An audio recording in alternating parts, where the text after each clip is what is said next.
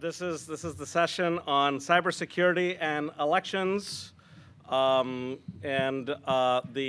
room for the longest time, because of the topic, the room was on the schedule as undisclosed location.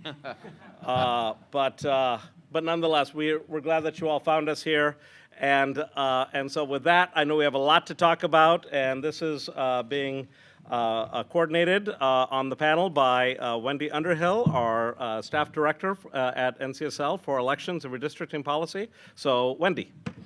Thank you. Senator, I'm not sure you told who you were, so I'm going to tell who you are.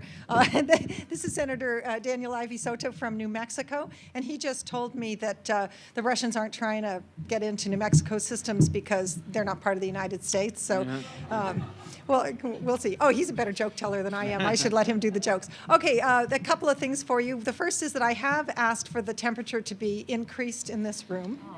So now that's always dangerous. You might get what you wish for, and maybe it's going to get too hot in this room. We'll see what happens on that. I do have a few little housekeeping kinds of things. The first of which is that I would like to introduce my NCSL colleagues. Dylan, would you raise your hand? Patrick, would you stand up and raise your hand? And we have Christy Zamaripa back at the office. So there are 4 of us right now who work on elections and redistricting topics, and any of us are happy to help you at any point. We see our job as supporting the work of legislators and legislative staff. So if we don't get questions from you, if we don't get assignments from you, we sometimes make it up as we go along, and we want to be sure that we're serving your needs. So by all means, check in with any of us. Another little piece around that is that we get support, not surprisingly, from the dues that the states pay to NCSL to do the work we do, but that accounts for 3/4 of one of us. The rest of the funding for NCSL's redistricting and elections program come from grants, and so we are very fortunate to have the Democracy Fund, New Ventures Fund, and Joyce Foundation providing some support to us. However, my appetite knows no bounds, so if any of you have funders that you know of who are interested in these topics, by all means, let's have a conversation at 5:30 right here in this room about funding. Okay, so why are we doing a very long session on election security? It's because for those of us who are up here on the panel, it's a fun topic. How many of you in the audience also see this as a fun topic? Some yes, some no. Well, we'll see if we can make it at least somewhat fun for you. We really have given more time to this topic than any other one here at NCSL's elections and redistricting track because we think it is so important. And so we're going to see what we can learn out of this. I will tell you, though, that this isn't like the end of the year for us. We have 3 regional meetings on election security coming up in the next few months. One is for Mid-America states, one is for Great Lakes states, and one is for southern states. So if you think that you represent a state that could fit into any of those 3 categories, by all means holler, and we'll let you know what we're doing on that front. And if you're from a state that doesn't fit any of those categories, still holler. Sometimes we can just have a visitor from the other regions at these kinds of meetings. Okay, so election security, why is it important, or how do we know that it's important? Well, one thing is the headlines, and I just pulled a few headlines from the last couple of days. One is Russian hacker targeted Senator McCaskill's 2018 campaign. Then voter system glitch left 11,000 non-citizens registered in Pennsylvania. Despite Trump's assurances, states struggle to protect 2020 election. I don't know what 2018 was going to happen, but 2020 was what was mentioned. And Kristen Nielsen told state election officials U.S. elections couldn't be shaken by cyber attacks, and foreign meddling must be taken seriously. That's from the Wall Street Journal, and I think we can all take it seriously and have some fun with it. And are the 2018 midterms under continuing threat of foreign meddling? So I want everyone to be able to answer that question on the panel. All right, so in addition to all of those things, we do know that something like 21, or maybe it was 18, or maybe it was 50 states had their voter registration systems tapped by bad actors, by potential intruders in the 2016 timeframe. It's not clear whether that's continuing to happen, and that number doesn't much matter whether it's 18 or 21 or 50. It's a concern for the states. And then when the feds saw that this was a problem, there has been a lot of action in the last 2 years. One piece was for the Department of Homeland Security to identify election infrastructure as critical infrastructure, which gives it a certain set of priorities in the federal mandate. And then also, just recently, Congress provided $380 million to the states for cybersecurity options, each state to choose its own. And that sounds like a whole lot of money, but is that a whole lot of money? Is that a whole lot of money? Okay, so that was nice, well appreciated, but it was sort of like paying for the flowers at a wedding. Who's going to pay for the rest of it? Okay, so I said we have a long session, 2 hours and 15 minutes together. I do promise to give you a break, and it depends on how quickly we talk, whether that's a 10-minute break or a 5-minute break. We'll see how things go. And the first part, we're going to hear from some true experts on this topic, and I just get to sit back and hear what they've got to offer us. And then we're going to take that little break, and then we're going to come back, and you all are going to work at your tables. I probably shouldn't have told you that. Some of you might leave who don't want to do table work. No, we're going to switch it up. No. Anyway, after the break, do expect to come back and be able to talk a little bit about some scenarios that are fairly realistically based. So with that, I'm going to tell you quickly who's on our panel, and then I'm going to have you start first, Matt. But And Wendy, you should also advise people that we are streaming this.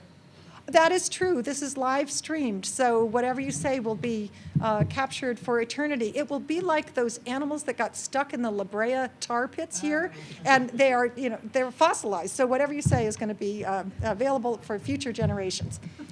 So I'm going to just do this in linear order. Secretary Kim Wyman from the state of Washington is with us. Maurice Turner from the Center for Democracy and Technology. We have Senator Henry Stern from California. And Matt, do you have a title other than Matt anymore? I'm a senior advisor. Senior advisor at the Department of Homeland Security, Matt Masterson. So I'm going to give a little bit more about you, Matt, but go ahead and get up there and get your slides started. If you don't know Matt, he was one of the commissioners at the U.S. Election Assistance Commission before, and I always referred to him as Commissioner Masterson. That's why I tripped over your title. He's now been scooped up by the Department of Homeland Security, and he continues in his role of sharing what resources are available from the federal government with the states. He fully understands, I believe, that states are in charge of elections. Can we get a show of hands how many people agree that states are in charge of elections? I see a few people who don't have their hands in the air. Uh-oh. No. Ouch. So go ahead, Matt. Fill us in. Thank you, Wendy, and thank you to NCSL for allowing me to be here and sitting on the panel with the folks here today. My job, as I understand it from Wendy, is to tee up for about 10 minutes kind of an understanding of the threat or risks and the elections environment.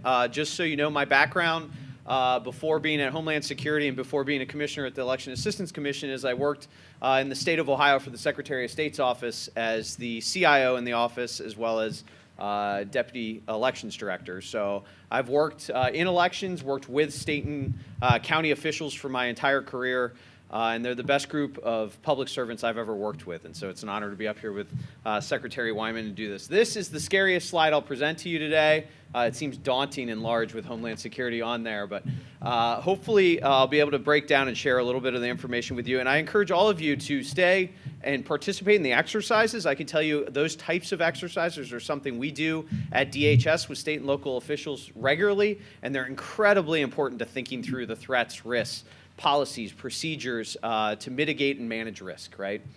So quickly, I hate to go back to 2016, but it's where we have to start.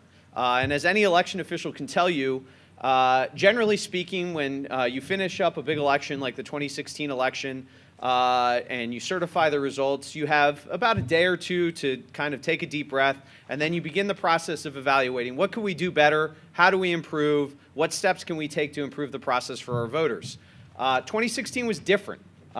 Despite all the challenges and rhetoric heading into the election, conversations around not just hacking, but rigging and safety at the polling places. It was unlike any election I had experienced. The election officials, and this gets lost in the conversation, I think, frequently, the election officials across the United States did a heck of a job running a really well-run election. Most of the state and local officials I talked to will tell you that it was as smooth a presidential election as they've run from the standpoint of the operations and making sure voters were well served, and that's a real credit to them. But once we moved off of Election Day, instead of getting a chance to take that deep breath, the conversation and the focus remained. on elections, and I think appropriately so. And so election officials were thrust into this environment where they were preparing for the next set of elections while trying to understand the threat and what went on in 2016 and whatnot. So the conversation continues, right? Immediately following 2016, they're immediately presented with the questions around, are your systems hackable? What have you done to secure the process since the November election? What steps are you taking to protect against nation-state actors? And the reality is that state and local officials across this country now have to be prepared to answer those questions, regardless if it was their systems that were targeted or not. All 10,000 election jurisdictions in this country have to be able to the questions around what steps they're taking to secure and improve the resilience of the process. Part of the story from 2016, how many are familiar with the Illinois story? Okay, if you're not, get familiar. In 2016, the state of Illinois, this is all publicly reported, was targeted by nation-state cyber actors through an SQL injection, which is a typical known attack used commonly to access data, to manipulate or exfiltrate data, and they had voter registration records taken out of their voter registration database. There's no evidence of it being manipulated or changed, but the reality is hundreds of thousands, or at least 100,000 records were taken from the state of Illinois. You can imagine the impact on the elections community and voters understanding and hearing that nation-state actors targeted their systems. But it's not just nation-state actors, and I think to understand the threat, so much of the conversation focuses on nation-states and the level of sophistication. The reality is various groups of actors, whether they be terrorist groups or hacktivists or just someone looking to cause mischief, now view elections as a very prime target because of the publicity and ability to get attention or cause or undermine confidence in the process. This is an example from an elections website where ISIS simply hacked the website and posted ISIS propaganda on there. You can imagine now for election officials understanding, what is my plan? How do I respond that if this were to occur on election day, not just how do I get the website back to where it needs to be, but how do I communicate with the public that the integrity of the election remains intact? The reality is this is just their website, right? And website defacing, as Maurice will talk about, is not a complicated hack, is not a technically sophisticated hack necessarily, but can be a really impactful hack if your goal is to undermine confidence in the process, right? To have on a state election or county election website, I love the Islamic State on election day. Imagine the impact on the voters and the need to be able to communicate and respond. How many are familiar with Atlanta? Anyone here from Georgia? All right, how about ransomware? Who's familiar with ransomware? Really, seriously, if you all aren't familiar with ransomware, get there. Atlanta is a prime example. Ransomware is when a malicious actor locks up all your data and says, if you pay me a certain amount of Bitcoin or whatnot, we'll give you your data back. Well, one, how do you know they're going to give you your data back? And two, imagine the costs. And for the city of Atlanta, the costs are very real. I've seen estimates anywhere between $3, $5, or $9 million. How many of you have budgeted at the state, or how many counties or cities have budgeted for a $3 to $9 million impact on their budget? The reality is cyber attacks, outside of just being expensive as far as public confidence, are literally expensive if you're not prepared to recover from them. And so preparation is critical in this. I have a good friend who says if you think a good election's expensive, you should see a bad one. And that's the facts. There's very real dollars in play with these types of attacks. As evidenced by, and you could insert major company here. This has Equifax. How many are familiar with Target, right? All of those. The reality is even those who spend millions and in some cases billions of dollars to protect data still have cyber incidents. And so this cannot just be about investing in protection. The reality is states and counties do not have enough resources, not just money, but personnel and time to be able to protect everything all the time. And so the ability to detect and recover or build resilience is at the very core of what needs to be done in elections. Now, the good news is, as Secretary Wyman will speak to, election officials are natural contingency planners. They constantly ask themselves, what could go wrong? How do I prepare and mitigate for it? And then what else could go wrong, right? And so that part of the puzzle is where election officials are already incredibly mature, prepping for that ability to recover. If I lost all the data in my voter registration database. Do I have backups? Are they tested? Are they ready to be implemented? And can I keep the process going? And one of the important things to keep in mind for elections, and what I think makes it unique, is that the most valuable resource is time. It's the one thing election officials cannot get more of. Once election day is there is no scrubbing the launch. There is no, can we delay 7 to 10 days? It's election day, and you're running the election. So every day spent recovering from a cyber attack or having to recover data or get back up and operational is time they cannot get back towards other things in an area where they're under-resourced and typically have a lack of personnel. This is quick. Elections now part of an august group of critical infrastructure, like the energy facilities, like the water treatment facilities, the financial sector, now part of 18 sectors or subsectors of critical infrastructure. And what this means from a Department of Homeland Security standpoint is that we're able to prioritize elections, election systems, and election officials for services and information sharing. So I can tell you every day we receive requests from election entities, whether county, state, township, for services, things like cyber hygiene scans, phishing assessments, even physical inspections, and we're able to prioritize them and get out to them prior to the election. And for us at the department, that's our mission, that's our job, to help identify risks and help election officials manage those risks. Who are these actors? Who could be targeting the system? Well, as I mentioned before, it could be anything from nation states to criminals to insiders to politically motivated groups. The reality is elections are a target. And what we know from 2016 is if the goal is to undermine confidence in the process, any jurisdiction is a possible target because you only need to target one or access one to call into doubt others, right? And that puts all 10,000 election jurisdictions in play as we look at this. This is a credit to the Belfer Center, by the way. There's a graphic they developed as part of their Defending Digital Democracy project. Some common attacks to be familiar with, particularly as we head into the exercise, spearfishing. How many are familiar with spearfishing? All right, if you run a campaign, which I suspect most of you either do or are associated with, you better know spearfishing. And not only that, if you're associated with a state or an office holder, even if you work on their staff in the governmental side, the reality is you could be a target for spearfishing to try to get to them. Actors use emails, highly tailored emails, or other outreach in order to get you to click a link or open an attachment, and then get control of your credentials in your computer or your systems. Here's an example. This is just a general one, but it was actually targeted as we did a presentation at NAS, and one of the secretaries in particular, and it was based on 15 minutes worth of research that our staff did, and the secretary, when she read this email, immediately knew it was targeted towards her, and her face turned white. How did they get this information? And the reality is, in this environment, with campaigns using Instagram, Facebook, Twitter, whatever the case may be, people know what organizations, what boards you sit on, what events you attend, what your dog's name is, what your kids' names are, and they will use those to target you. They will use that information to create spearfishing emails and other attempts that seem very tailored to you and seem safe.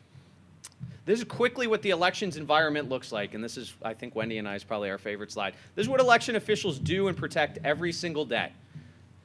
These are the systems used to run elections, and if you take nothing else from this, understand that election officials now operate in a complex IT environment.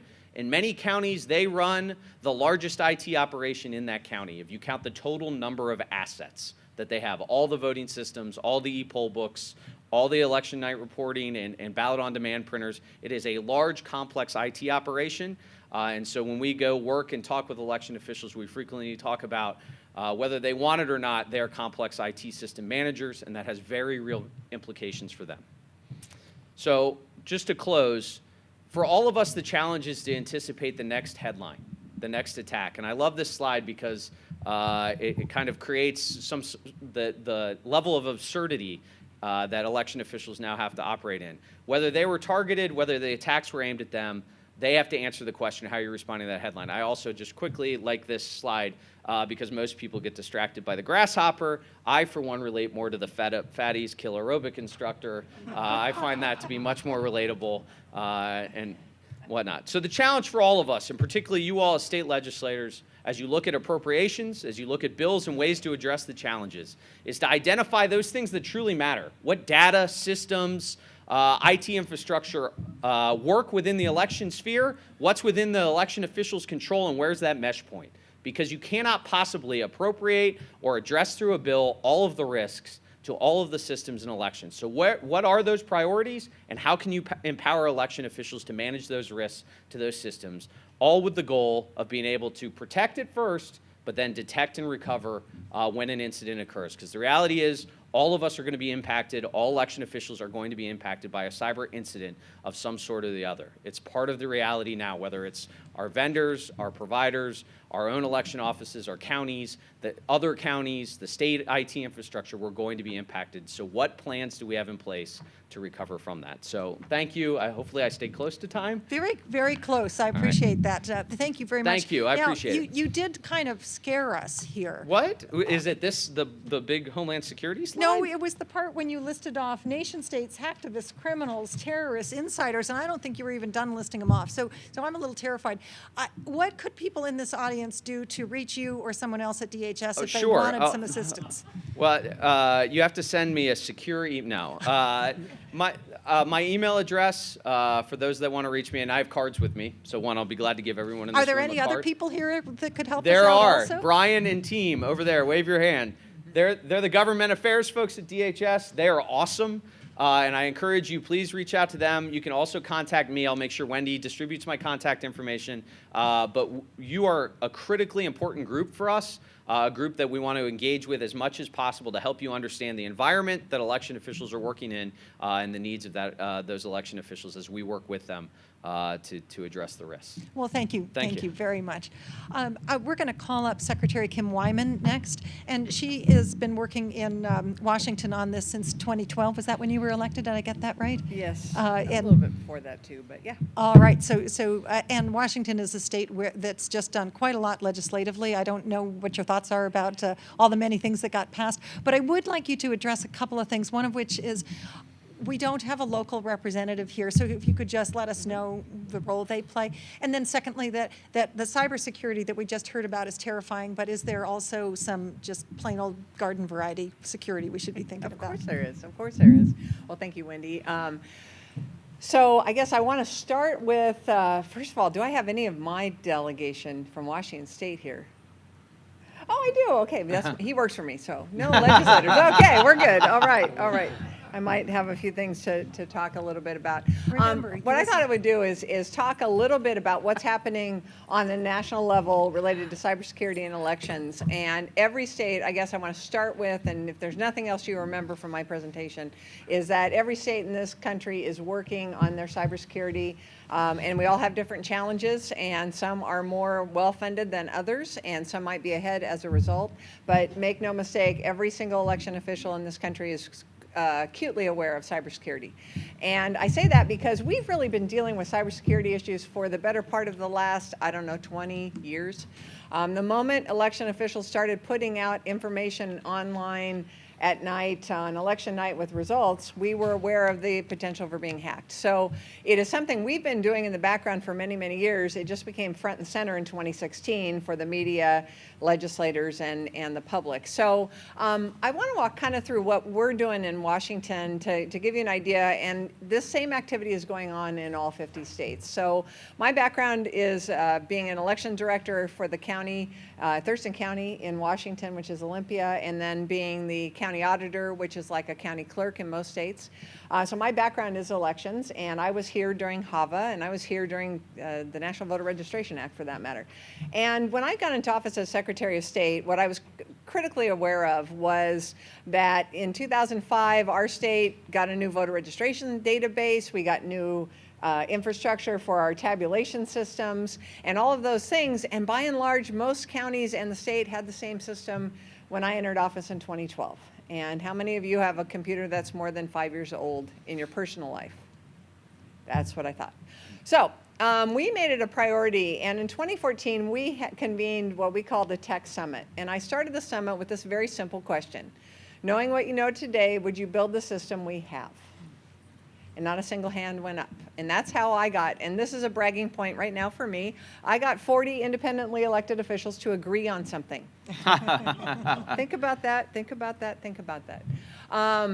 And at that time, we were trying to figure out why we needed to modernize, and you can see this list. There were a whole lot of reasons, but for me, the most pressing was the architecture that we created in 2004, 2005 was old, and we had built a whole lot of layers of other things on top of it, from election night reporting to tools that voters could use to get information. And all of these systems were kind of operating independently and not as efficiently as we would like. Plus, in my state, give me some perspective. We have about 4.2 million registered voters in Washington State. We are vote by mail, much because of HAVA and a very close governor's race we had in 2004. In fact, the closest governor's race in the country's history. And we realized that vote by mail was really the solution for our state because about 50% of our voters were voting permanent absentee anyway.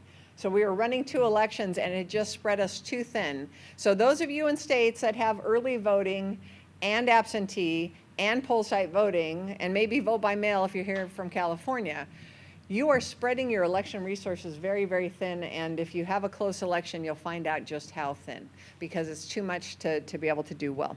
So, you know, the slide, the grid on the left was sort of the system that we had going into this tech summit, and the one on the right is kind of what we're moving to. So we're gonna have a statewide voter registration database that the 39 counties will all work with, and then each of those counties will also be using election management systems to actually issue ballots and get information to all of their voters.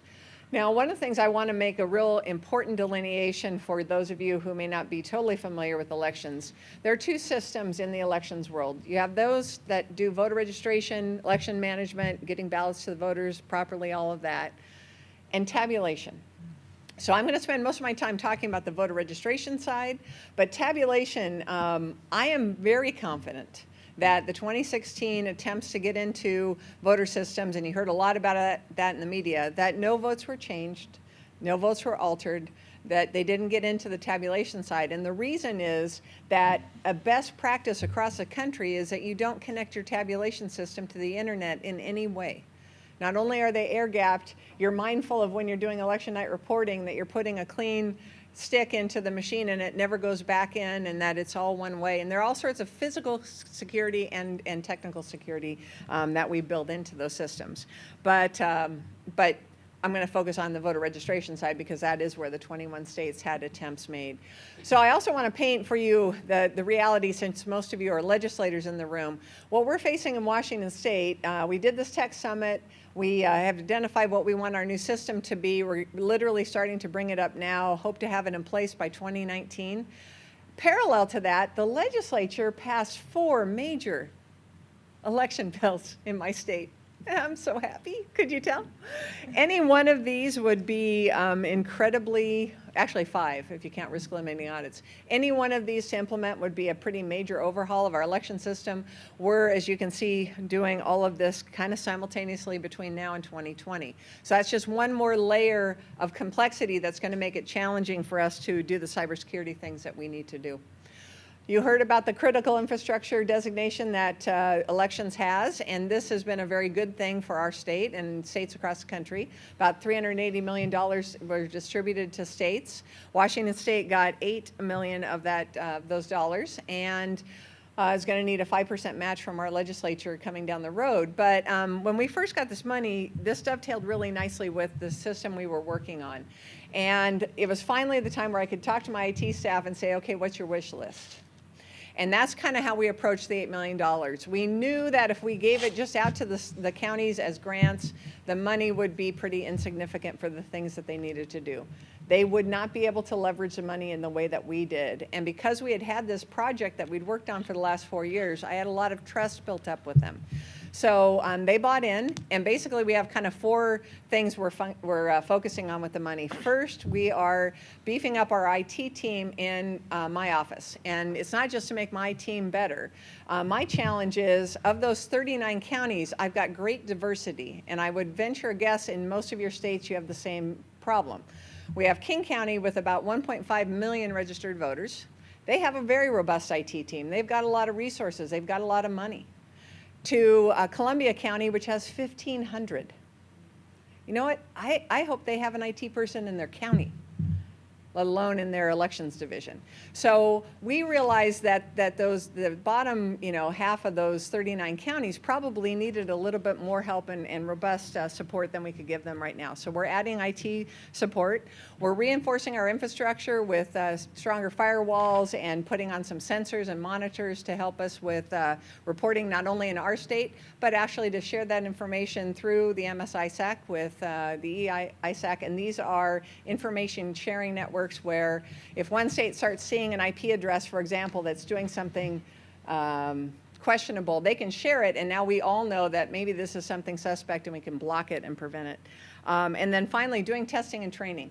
Getting out to the counties and doing tabletop exercises, and exactly what Matt mentioned, really getting them to start thinking about the what ifs, because I think in the world of modern cybersecurity, it's no longer a matter of when, it's not a matter of if or when, they're probably already in your system right now, and what are you going to do when you figure it out? And that's kind of the shift in mindset that I think most of us have made. So when this critical infrastructure designation happened in 2016, we had actually had some activity that we had detected and knew was questionable. We started working with the FBI at that time in 2016, and it turned out that it was, in fact, Russian actors who were trying to get into our system. We had a lot of resources available to us because of Homeland Security, and it was really exciting. It was also really scary, because the question that we asked earlier, do you think it's a state responsibility to do elections or the feds? It's states. And we're all a little worried if you start partnering with a state agency like Homeland Security, are they going to try to take over our role? And the good thing is, I think we've worked through our arranged marriage very well, and it is an arranged marriage. A little bumpy at first, but we're doing much better now. And the resources that I have as Secretary of State are far more robust than I could have ever had singularly. They had some testing done by a number of different entities. We have the MSISAC. We have information that we're privy to now that we weren't before, and it just helps us make better decisions. And then one of the things that helped us expand not only the partnerships with the federal organizations, even with our own state. So we've been partnering with the Washington National Guard for years on our continuity of operations plans, all the what ifs. What if we had a flood? What if we had a fire? What if we had an earthquake? It's just a natural partnership to do cybersecurity. And in my state, I'm really fortunate to have Microsoft and Amazon and Google and a lot of techs that are National Guard people in their off time. And so they have a really good cybersecurity unit, and I would say to all of you in your own states, that's something, if you have the opportunity to work with your election officials in your state, let them know that National Guard may have those kind of resources in your state as well. So really, Matt touched on, this is the world we live in now, where we are just in a constant loop of trying to protect and defend our systems, and if something is detected, making sure that we have some sort of recovery plan, and then how we're going to message and have a communications plan. This is probably the most critical part of it, because what we're seeing of these attacks, and you've all heard about the various ones, is your reputation risk is the biggest challenge. And so in the private sector, it's a reputation risk. In our world, it's people losing confidence in the elections process. And that is all our job is. I mean, most of election administrators that I know got into this because they believe in democracy and they believe in their role in it. But at the end of the day, one cyber hack could change people's perception of how strong and how secure our system is. So that's where we're spending all of our time, is making sure all of you still believe in our process and believe that those results reflect how people voted. So how we're doing all of this is multi-layered, but like I said, working closer with the counties to do exercises and testing, and we're going to be going into counties and having people test them and probably scare them to death, but it's a good thing, because pretty much all the briefings that I've had in the last 6 months make me not want to have my phone anymore.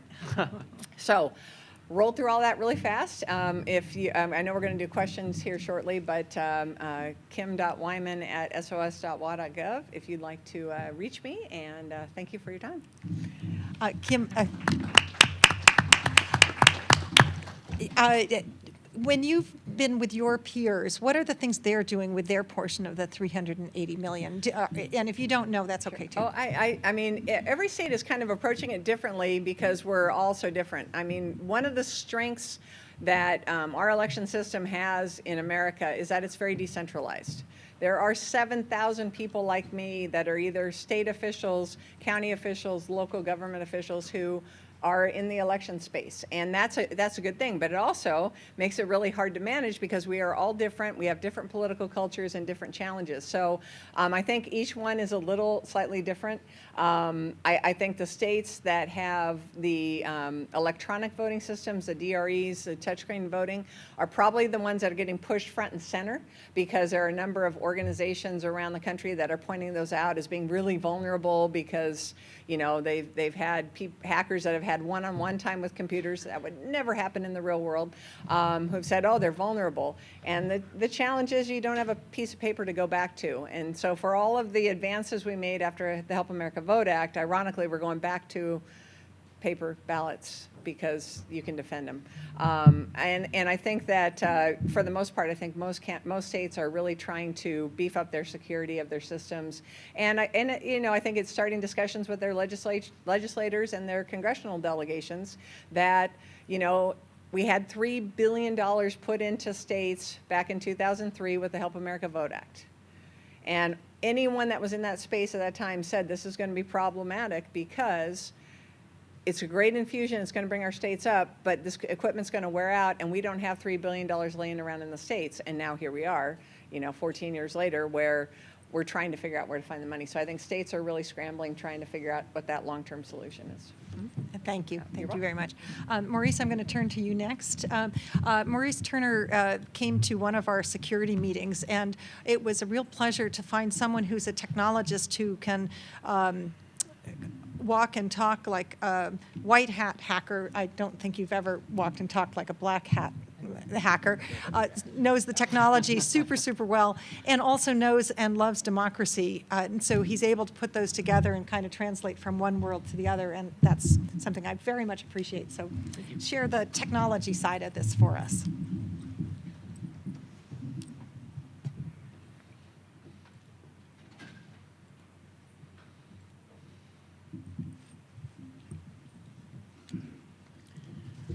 All right, thank you, everyone. I appreciate you still being here and being awake, and hopefully this will be a little bit more exciting. It might actually be a little bit scarier than Matt's slides, but I think it'll be good to get a little bit more of the technical side of what we're talking about here when it comes to election cybersecurity. I work for the Center for Democracy and Technology. We put the emphasis in democracy this year, not so much as we've been emphasizing technology in the past, but really where the two come together. My background is both on the technology side, but also local government side. Last year I was a fellow in the Senate, and then before that I've also worked for local government as well as technology companies. And most importantly, I think for this role is that I've also volunteered for elections, so I'm not just, you know, talking at you from the outside. I've actually been there on election day and felt the stress of what it's like to have people lining up outside waiting for those doors to open up, and then what it's like at the end of the night when you're trying to make sure that all of your T's are crossed and all of your I's are dotted. So we're going to start off with this notion of a risk management framework and then break it down from there, and we'll get into a couple of interesting options that you might want to consider. So when we're talking about risk, it's really just probability times the impact. Basically, how bad can it be if something does happen? And the key to remember is that you're not going to be able to eliminate risk. You can mitigate it, but it's just impossible and impractical to try to eliminate risk altogether. And it's something that we know intuitively because we do it every single day. Every day we get into our cars, every day we're walking around the street. We know that something bad can happen, but we weigh the bad thing versus the good thing, and we decide, okay, you know what, this is probably safe enough, or the risk is low enough for the thing that I want to do. So we have a couple of options when it comes to mitigating risk. We can reduce the impact. So when we're talking about elections or really any IT systems, you can have backups. We can shift the risk, so we can partner with other organizations, or we can get insurance, or we can just accept the risk. Know that there are just some things that are totally out of our control, but the likelihood of them happening are so low that we shouldn't be worrying about it every day. We'll just have it in the back of our heads. In order to go through this process, we need to make sure that we're identifying and prioritizing all of our assets. Really, it comes down to what does the organization care about and what's the worst that can happen. From there, we can move forward into continuously monitoring and reassessing what can happen to those assets and what the actual risk is. So really, what's changed about the threat, and then also what's changed about the organization's priorities. So not just doing a one-time observation, a one-time assessment, but really a continual improvement process. High-value assets. Now, we're getting into acronym land, so I think Matt might be a little bit more familiar with it. We're going to talk about the FIPS 199, and it really breaks down into impact and CIA. CIA, impact is going to be categorization. So really, how bad can that impact be? Are we talking about a low impact, a moderate impact, or a high impact? Again, going back to in your day-to-day lives, if you lose your pencil, that's a relatively low impact. It might be an inconvenience. If you lose your house keys, probably a bit of a higher impact. So think about it in sort of these normal terms of what the impact can actually be, and that might help prioritize how you might want to defend the assets. CIA is up there. It's not the federal agency. We're talking about confidentiality, integrity, and availability. When you're looking at assets, you want to try to figure out if the asset that's being protected has some measure of confidentiality, whether it's going to be private or proprietary information, or if you need to focus on integrity, whether that data needs to be protected from being modified, or just availability. Does it always need to be available, or would any sort of disruption have a major impact? Lastly, there are just going to be some intangible assets that you won't be able to categorize in a traditional sense. And in this case, we're talking about voter confidence. It is an absolute asset that we all need to recognize, but it's one that's difficult to measure until we know that there's something very wrong with it. Protecting against cyber threats. Attackers are going to look to three distinct areas of our election systems: the registration, the votes themselves, and also the reporting. It's really simple to break that down to, are we talking about data or are we talking about communication? The way that attackers are going to be looking to actually harm these systems would be through phishing, as Matt mentioned, ransomware, so that would be an attack on the data and the communication, theft, so stealing that data, and then also confusion. And that goes more toward a communication style attack where you may not have any data that's changed. There may not be any votes that are changed, but the mere fact of, let's say, a website being defaced or there being some misinformation out there might be enough to cause confusion and then again have that negative impact on voter confidence. Something that we've been hearing going back and forth ever since 2016 is, did the Russians actually interfere with our elections, right? It's been a pretty good distraction. And what I'd say is that fixating on one attacker is actually a vulnerability in itself. Attackers can come from everywhere. It can be a nation state, it can be a terrorist, it can be an activist, it can be a criminal organization interested in changing the outcome, and it really could just be a lucky hacker. There are plenty of examples out there, and I'll give you one. So a hacker can do some research and find out there's a particular vulnerability in a device. Let's say it's just a wireless router. The hacker would know that that wireless router has a default name and a default password, and then go through and scan millions of machines all across the internet, and if they find one, they might just decide to go ahead and break into it. Now the difference is they're not necessarily targeting anyone in particular. They're not necessarily targeting any type of data in particular. They're just targeting a known vulnerability in known equipment. Well, this actually happened, and it turned out that the router that was hacked into was actually on a military base. And it turned out that the hacker was able to get into the router, find their way around through different machines on the network, and steal repair manuals for drones, for tanks, right? I guarantee you the hacker wasn't looking for that information. Why? Because the hacker was trying to sell that information for about $200 online. Now, if anyone was actually interested in getting those types of plans, then they would know the value of those plans, and that's more than $200. So putting in defenses just to guard against one type of attacker may not necessarily be effective against the others if you're just fixating on one type of an attacker. As I mentioned before, voter confidence is an intangible asset, but we do know that it is something we can have a positive impact on. And that can happen by acknowledging the threats and communicating preparedness. And that means that needs to happen internally and externally.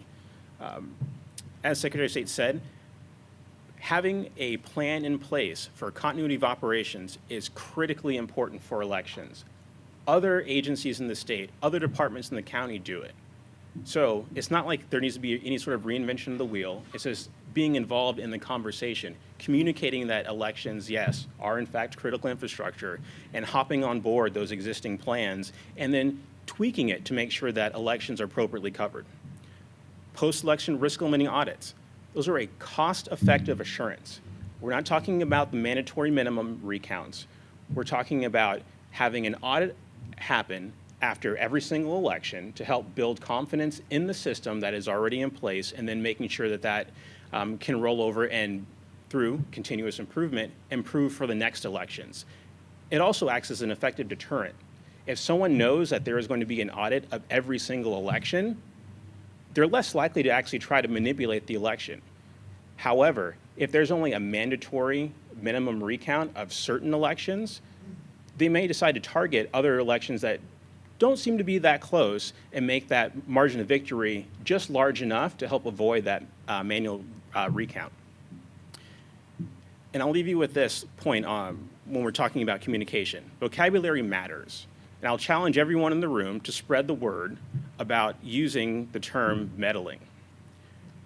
Meddling sounds innocent. It sounds as if we're not really taking this as seriously as it needs to be taken. So let's really get down into what it was. Interference, manipulation. Let's use words that are serious about the issue to help communicate why we should all be paying attention to the level that we are. I'll also challenge you to think critically about using the term hack. When we hear the word hack, we automatically think that something was broken. Our imaginations can go wild. Why? Because we don't have the level of detail that we need to in order to have the conversation. So think about whether or not, when you hear the term hack, the person reporting it actually meant scan or breach or denial of service. Leveraging social media is a powerful tool that all officials can use when we're talking about fake news. And again, I'll go back to challenging you again on why words matter. Let's see if we can be a little bit more nuanced about fake news. I think at this point we're all probably tired of it. So let's break it down into these components. We can talk about disinformation, misinformation, and malinformation. They all have a different spin on what information is actually used, whether it's true or false, and whether or not the intent was to harm or not to harm. So let's make sure that we're using the right words so that we can have a serious conversation about what's going on and that the people involved in the conversation have an understanding. Fortifying local defenses. This is a chart of the top 20 most effective data security steps. CIS, the Center for Internet Security, put this together. They will even say, just start with the top 5. If you can do the top 5, you're off to a really good start.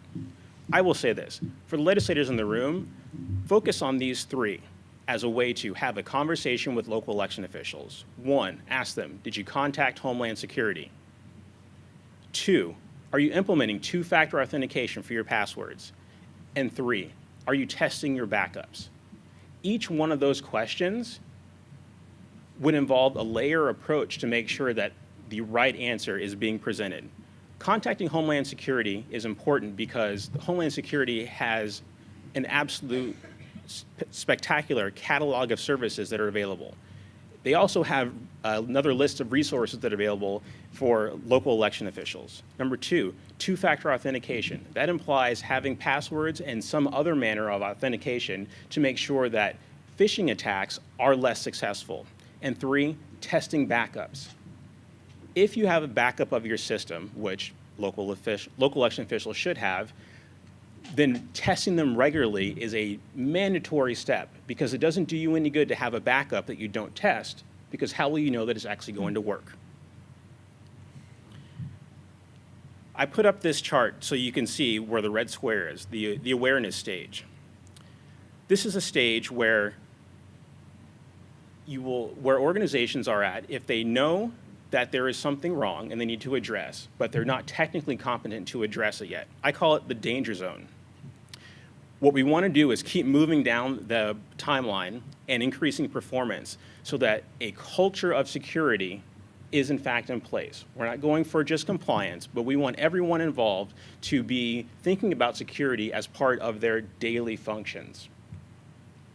Again, security as part of their daily functions. Every day when people are walking in the room, especially around elections, people ought to be thinking about how am I making sure that the job that I'm doing also involves security. Thinking outside of the box. This is where I want you to come in with an open mind. As the Secretary of State mentioned, the National Guard has worked well with election officials in her state. So think about how technical volunteers can be identified and cultivated within local communities to assist election officials. Election officials already do a fantastic job of identifying and vetting volunteers to work. It takes a small army of volunteers to supplement election staff to pull off an election. How can we get folks who have a stronger background in IT or maybe some other technical skills involved in elections so they can be of assistance on the technical side? There are already resources in communities. There are schools, trade organizations, local businesses, if you're lucky, maybe some bigger businesses that have folks with that technical background that may be interested in helping. Now, this is one that might be getting me into a little bit of trouble. I advocate for a larger federal role in security. I believe that there needs to be an increased amount of consistency in order to secure our elections. I would go as far as to say that the federal government ought to be in charge of voting machine software development and hardware specification. The way that we're doing it right now isn't working. We're seeing vulnerabilities, and unfortunately, we even have some vendors that are being less than transparent about the vulnerabilities. When it comes to procurement and manufacturing, again, the federal government has a long history in vetting our supply chain that go into our most critical systems. Local government does not.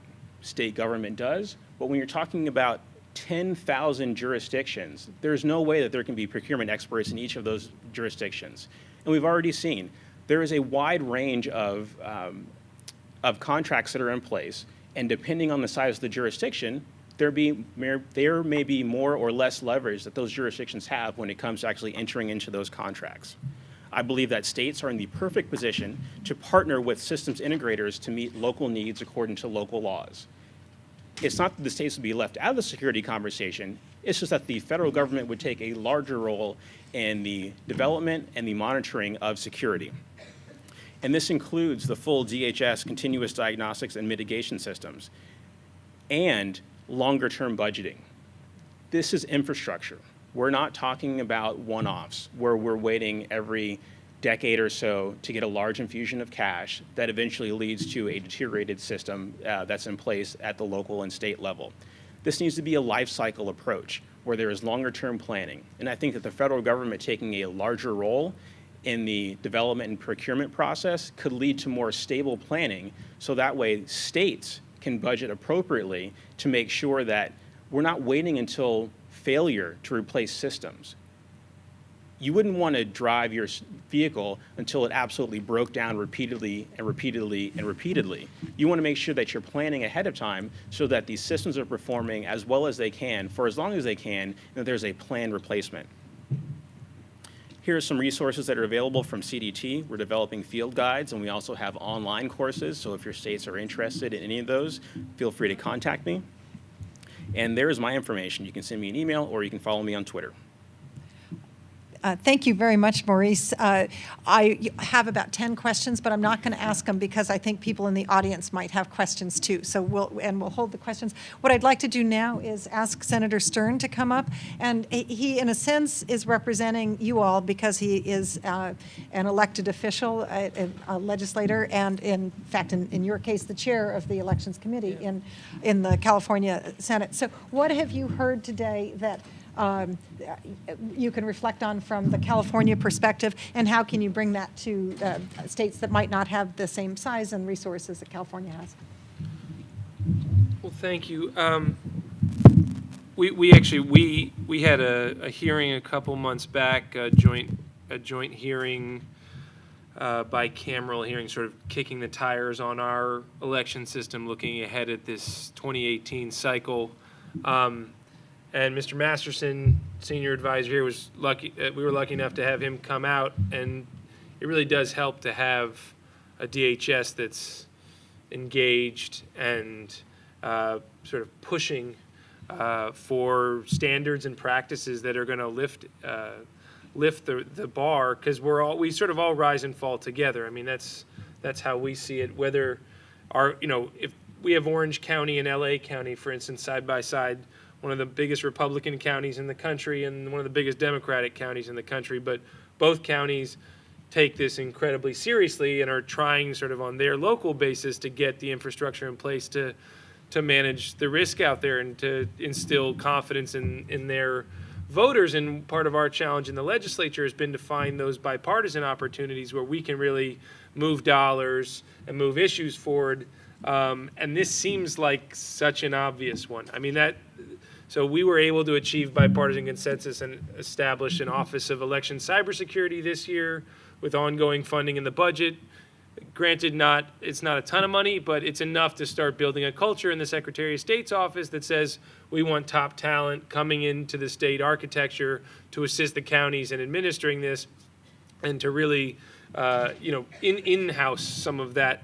And there was, on both sides of the aisle, there was pretty strong consensus. Our budget was doing pretty well this year, though. So money's a factor. And a lot of, I heard it from Secretary Wyman, and I know, the HAVA money is so critical. So we're grateful to Congress for moving that. And we're certainly going to put it to work. But are you the one who said, I'm not going to say what you said. What was it like paying for at the wedding? Oh, yeah, right. I Paying for the flowers. We're grateful for whatever we can get, but independently, the state's put over $250 million in this last budget cycle, just to give you sort of sense of scale of what California is investing, and that has to do with upgrading equipment, helping some of these counties get going. But we're in a different paradigm too in California a little bit, because we rely so heavily now on vote by mail. It's incredibly popular among our constituents. And seniors love it. Working families love it. We have about 2/3 of our votes that came in through this 2018 primary were on a vote by mail basis, which is a very different animal too than that super high stakes game day election process. And we've learned from Colorado in that regard, where we're moving towards that vote center 10-day grace period to take the pressure, that time pressure, off of our local elections officials to some extent. So it's less of a zero-sum game, and there's more room to solve problems as they come up. So that's been big for us. And, but we've moved risk-limiting audits through our committee this year. It's not through the House, but that's something we're pushing right now in the legislature. So we're not perfect on that front yet. As I said, we got this ongoing cybersecurity funding, and we're looking at further ways to tighten up. We've sort of been doing our own tire kicking, if you will, but I think DHS has those resources available too to kind of come administer. So I think just taking the first step and trying to have that hearing in a state legislature and just sort of say, like, the comfort to say, we want to be battle tested here, like showing your vulnerabilities a little bit and willing to say, we're not obviously perfect, but we know this is serious, and we know we've got to move quickly to instill that confidence in voters.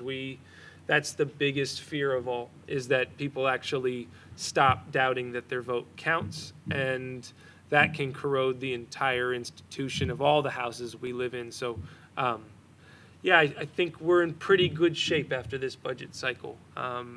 But it's California's. We don't want to be exceptional in this case. We don't want to be this sort of, this Western exception. Oh, you folks in California.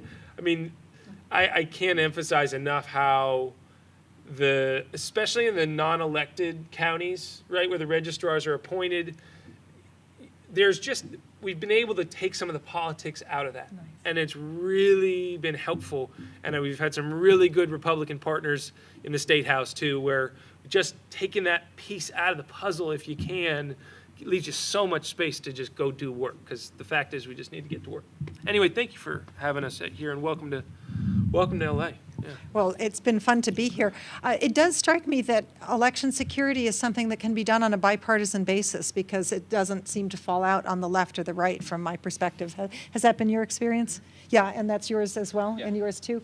Okay. So let's take some questions from the floor. We don't have a microphone to walk around, but I shout them out, and I'll repeat them for the people who are watching the live stream. So who's got questions? I'm going to go over here first.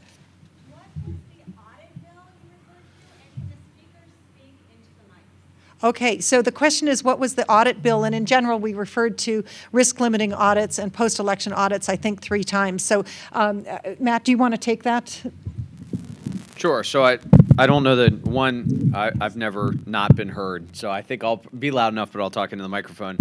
So risk-limiting audits are, and Maurice can certainly speak to this as well, are a type of post-election audit. And this is an area of growth and maturity that I see in elections in my career that has really come about quickly. So when I started in this space, post-election auditing in general was resisted and generally not a common practice. Now we're up to 30+ states, right, that have some sort of post-election audits. It depends what they're doing. And risk-limiting audits are the new push, and the basics behind a risk-limiting audit are to provide a level of confidence that the winner is the winner, essentially. And so you establish a confidence interval. The state of Colorado just did the first statewide risk-limiting audits. State of Rhode Island, New Mexico has been doing, I don't know if Senator Ivy Soto is here, but New Mexico actually wrote into their law confidence intervals and has been doing this for some time. And the idea is that then you can go, and there's a variety of ways to do these audits,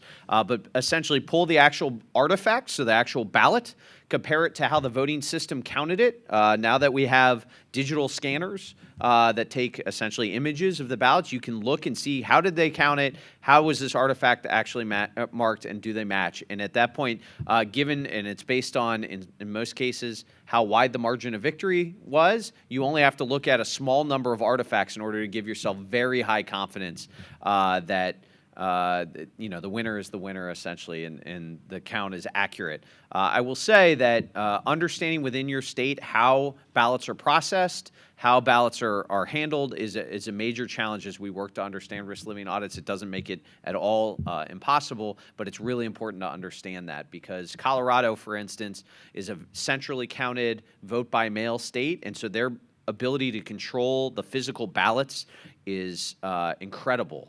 They literally, in many counties in Colorado, they can tell you where any ballot is in any part of the process at any point in time, whether it's prepped for counting, whether it's counted, whether it's whatnot. That is not the case yet, and part of this is the technology maturing to support this type of auditing, but we're getting there. And again, auditing now, post-election auditing now, is not a question of if we should be doing it, it's how we should be doing it and how we get better. And I think we're going to see improvements in the post-election auditing increase exponentially as we look at this.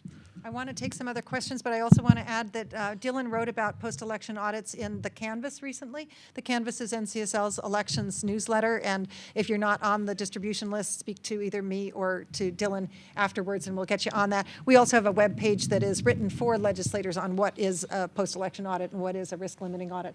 Senator? Just real quickly, the bill I was talking about it's Assembly Bill 2125 in California, but there are many other approaches. But we've been doing 1% manual tally.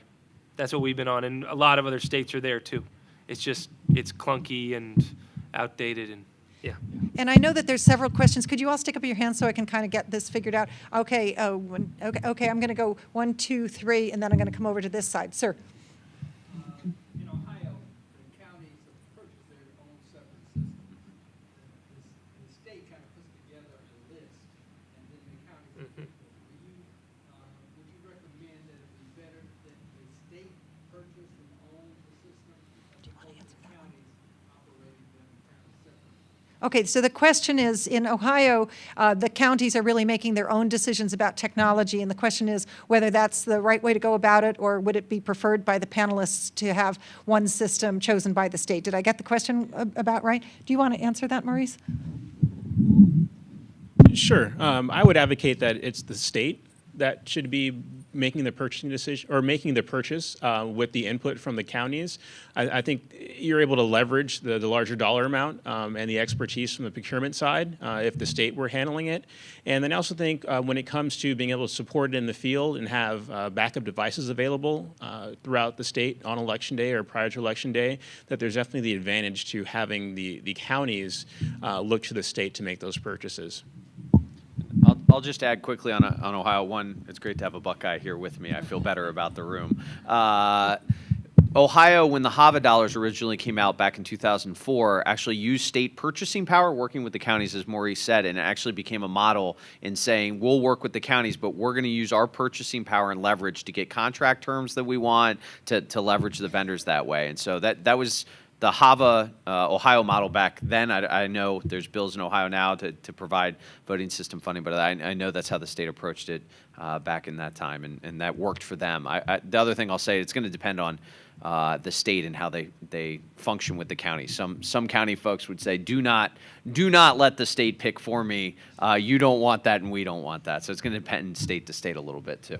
Yeah, and I would dovetail what Matt just said, that it depends on each state. You definitely can get the buying power at the state level, but my county, my state, it's 39 counties. Some of you have hundreds of counties, and those election officials want that control, because at the end of the day, they're the ones that are on the hook, not all of you legislators and not even the Secretary of State. I'd also like to go back to a comment that Maurice made during his presentation. Remember that there is a mechanism for voting system standards nationally, and it was put in place by HAVA. It rests with the EAC, and it's a voting system standard guidelines committee. I probably butchered that. But it's made up of all 50 states, representatives of all 50 states sit down. They've worked through it. The problem we have right now is we don't have a quorum on the commission to pass it into actual law, and or at least being a binding requirement. And that's what we need to do. We need to get all 4 commissioners seated. But that might sound political, so I'll stop now.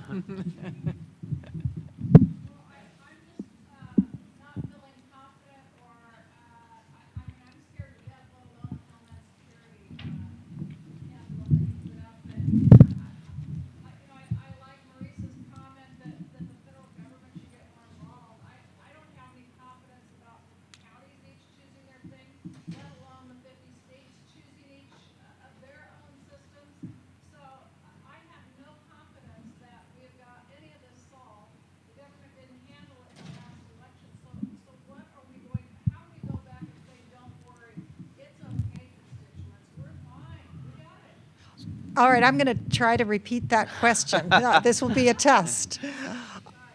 It's hard to feel good when you've heard everything we've heard here today and when you read the newspaper.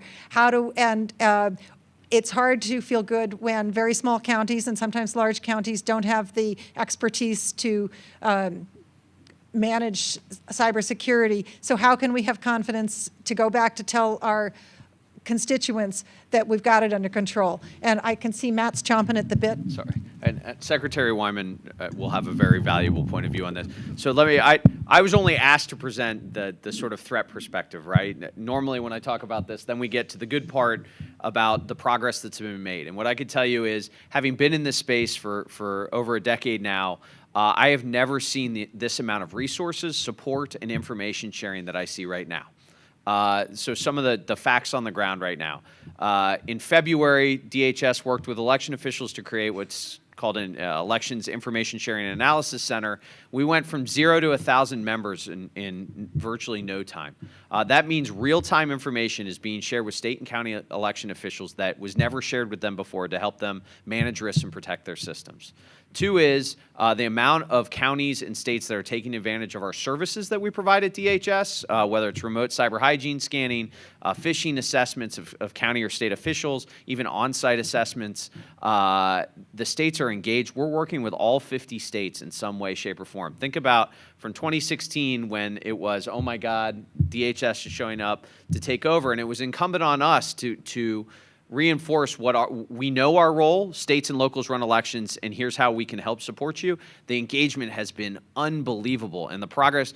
Folks at DHS tell me all the time they've never seen a sector grow and mature this quickly. And so, just from a technical standpoint, the amount of insight we have into election infrastructure, so the networks and whatnot through a monitoring system that we work with the states to deploy, is quadruple what we had in 2016. Quadruple. That means we have more information to work off, more information to share. That's just the federal side. Harvard's gotten involved. CDT's gotten involved. I'm sorry, Maurice's folks have gotten involved. There are so many partners with so much information now that we know what the challenges and the problem are, and now it's just a question of working with the counties in particular. I have yet to visit a state that isn't taking this seriously. They are taking it, all of them are taking it seriously. And we know if we can just address known vulnerabilities, patch systems, upgrade operating systems, replace outdated machinery, train our people, two-factor authentications, there are simple steps that make us more hardened targets, and folks are doing that. I mean, I have yet to meet a secretary that isn't like, on it with two-factor authentication, and that was, not a conversation 4 or 5 years ago. And so there are very good reasons for optimism that this is being addressed wholly across government. Yeah, and I would just go back to my earlier comments about, remember, the strength of American elections is decentralization. And what I know that we've just scared you, and that's what I'm assuming you're a legislator, correct? Mm-hmm. I guess my question back to you would be, do you think that Congress should take over you guys' role? There you go. And elections is no different. Have confidence that having independently elected officials in all of your jurisdictions running elections or appointed by elected officials serves your constituents better than anything the federal government can do. And I'm not trying to be disparaging of the federal government. I think they have a very important role, and I think, like I said, the partnerships that we're forging are really positive and are moving in a great direction. But the last thing I think anyone in this room or anyone in this country really wants is the federal government to have singular control or authority or influence is that makes us more vulnerable. Think about it. Right now, we've got a vendor who is coming under a little bit of attack because of the way that they manage patches and things. And imagine if that was the only vendor who counted ballots across the country, the whole country would lose confidence in our system, and that's what's at risk. That's why I would strongly say let's stop and slow down and think about it. Senator Kagan, and then I'm coming over here for, I think there was one more question on this side. Okay. Senator Cheryl Kagan from Maryland, and I'll try to speak up, although Wendy did a great job interpreting. I hate long questions, but this is going to be a little bit involved. One of the vulnerable areas from a security perspective has been the online ballot marking. When people have gotten their ballot in the mail or through an email, and they are a student or a homebound senior or something, they fill out their own ballot and mail it back in, or scan it and email it back in. It then has to be manually transferred to a scannable ballot, and that is done by human beings who can make mistakes or hypothetically commit fraud, obviously, which is a felony, but it can happen. So in Maryland, where we had a number of very close elections, there were challenges with transparency.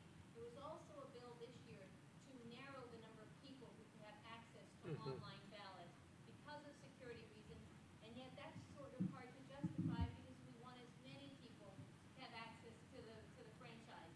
So I wonder if any of you could speak to how you think, or whether you think there's a jurisdiction that has balanced access on the one hand with security on the other. Thank you. That was well done. I do have to repeat it because we've got the people listening on the outside. So here we go. So some of you might not know about online ballot marking. This is when a person who is not able to go to the polling place receives a ballot by email, and they use their computer to mark it, and then it is printed out and mailed or somehow delivered back. So there's this ballot marking that goes on online. And one of the questions is whether those can be infiltrated, that system that is sending those ballots back and forth. And so if you want to control those for security purposes, then you come up against access questions for people who might otherwise not have an easy way to vote. And these people might be people with disabilities. They might also be your overseas voters. So how do we balance those two? Is that good enough? And who would like to respond to that? Go ahead. That's a really tough question.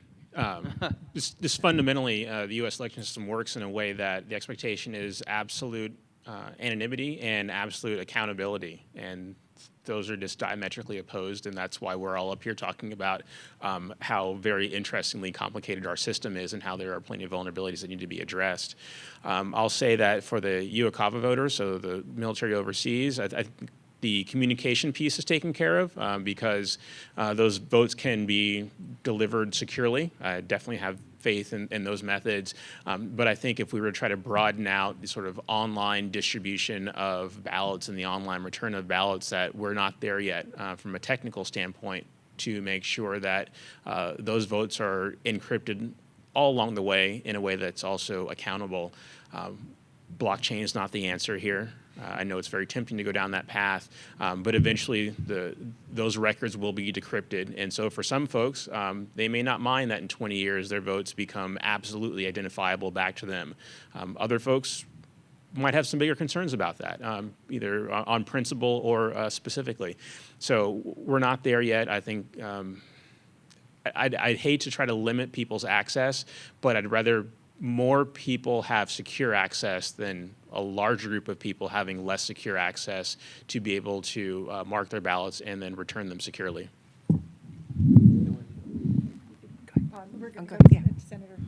Just one quick thing to add. Might be worth looking at. LA County is rolling out. I don't know if anyone was at the tour this morning, but they're rolling out their new vote system in 2020, really at scale. But they're using a sort of QR code process where you can mark up your ballot at home, but then sort of it pre-encrypted. So in other words, you're not actually transferring the ballot itself, but a QR code that then you can either bring to the place of administration on your phone or print out. There's different systems that we're looking at in terms of actually encrypting that ballot and finding out a way to transmit it, but we're not going beyond UOCAPA on the actual ballot itself and the like faxing or emailing.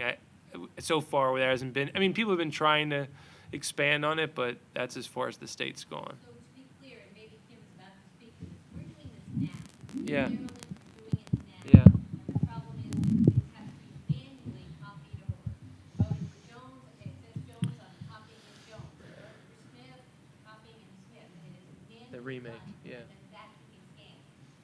Right. So for the people that are watching this, so in Maryland it's being done right now, but the ballots that come back they have to manually duplicate. So I remember in that process, the election officials should have controls in place that no one person is doing it. You always have dual control. It's two people doing it. All of those things. But you're hitting on the balance that election officials have to get to. You always have to balance security and access so that my most ardent critic believes that we did things well and did it right and did it honestly. So I've been talking about online voting since 2000, and there's two things. I did a white paper back then on it, and the two conclusions I came to haven't changed. One is that the internet was not a secure transmission system, so no matter how encrypted, no matter how good the technology is, people don't necessarily believe it because Bill Gates' credit card can get hacked. But the second one is harder, and that's how much you trust electronic transmission. And having been through a recount that was 133 votes out of 2.7 million cast, I can tell you that going back to paper is really what you need to do to instill confidence. And in our state, we actually do allow electronic return by email. And right now, that is an administrative code in my state, and I'm actually thinking about changing that for the general election. And because as we get into all the cybersecurity things, I can't defend it the way that I can paper, and it's got problems. Potentially, my League of Women Voters has shown me how that an email attachment can be altered. I can't defend against that. But more to the point, it's great access for that person that's in the middle of New York on a vacation, and then they realize they haven't voted, and it's a good service. Print out that. Download it, print it, and mail it back the hard copy to the election officials so they can do that. And then, like I said, you have the controls on the back end to make sure that that's not tampered with. But electronic return is problematic. Yeah, I have nothing to add except for you all should be aware that every state under a change to the UOCAVA statute called the MOVE Act requires every state to be able to distribute ballots electronically to military and overseas voters. So all of your states are doing some sort of electronic distribution of ballots out to military and overseas voters. And it's going to depend sort of how they do it state by state. And this goes to a larger point that Maurice did a very good job summing up. This is all about making good risk-based decisions. So to your point about recreate, there are actually technical solutions that would allow someone to scan a barcode that prints a ballot on demand that is already marked, but there's some security controls and considerations there. And so you have to make good risk-based decisions based on the process of procedures and controls you have. Like Secretary Wyman said, having a Republican and a Democrat that recreate all of those ballots so no one person's in control, right? All of those types of things play into managing risk and ensuring transparency helps you manage that risk as well, right? And so that goes with access and security all the time as we look at both advancing access but also managing the risk around the systems. I think there was a question over here, but I'm going to suggest that, is that correct? Okay, please. And that'll be the last one, then we'll take a little break.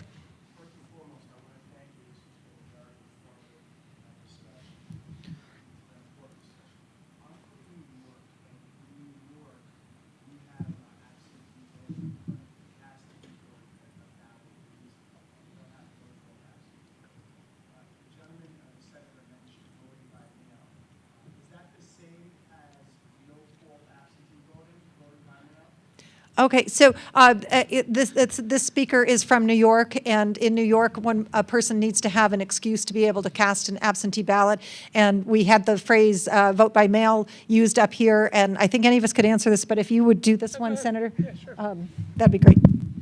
Yeah, I mean, you can actually register in California now as a permanent vote by mail voter. So you will automatically get that ballot in the mail every cycle without having to request it specifically. So it's an ongoing status now, and there doesn't need to be a justification for it.